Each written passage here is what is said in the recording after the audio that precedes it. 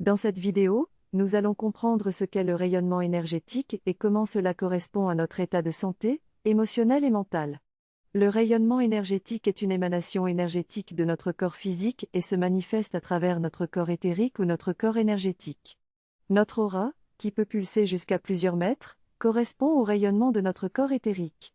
La première harmonique de notre corps éthérique est souvent considérée comme notre aura, mais en réalité, elle peut pulser sur une distance beaucoup plus grande. Notre corps éthérique est composé de plusieurs sous-couches ou harmoniques, qui sont espacées de manière régulière. Le corps éthérique est le reflet direct de notre santé et est influencé par des facteurs tels que notre alimentation, notre activité physique, notre constitution génétique, et notre ancrage à la Terre. Un corps éthérique sain vibre sur une fréquence plus élevée et peut pulser sur une plus grande distance, permettant à l'énergie de rayonner autour de nous. Cette synthèse porte sur l'idée que chaque individu émane un rayonnement à travers différents corps, physique, astral, mental et causal, qui vibrent à des fréquences différentes. Les émotions et les pensées ont un impact sur le corps astral et mental, qui émettent un rayonnement énergétique. Le corps causal contient les causes et les effets de nos problématiques, y compris notre mission sur Terre, et émet également un rayonnement. L'auteur souligne que chacun de nous rayonne en permanence, que ce soit à travers notre forme physique, notre état émotionnel ou notre capacité mentale, et que cela peut avoir un impact sur notre environnement et les personnes autour de nous.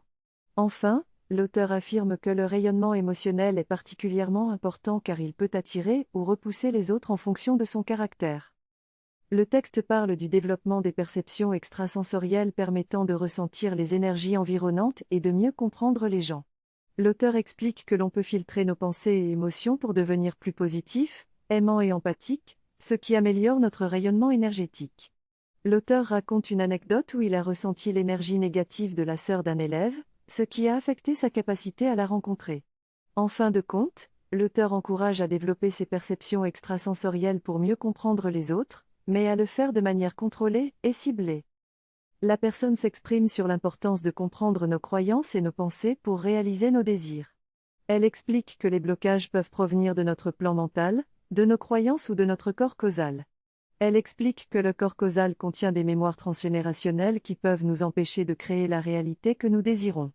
Elle encourage les gens à chercher à comprendre ce qu'ils rayonnent et comment leur réalité reflète cela. Elle conclut en soulignant l'importance de se faire accompagner pour identifier ces blocages et changer notre fréquence énergétique afin de se connecter à l'univers et de créer la vie que nous souhaitons. Le développement personnel est un processus nécessaire pour aider les autres. Avant de pouvoir aider les autres, il faut d'abord s'aider soi-même en travaillant sur ses émotions, ses pensées et son vécu personnel.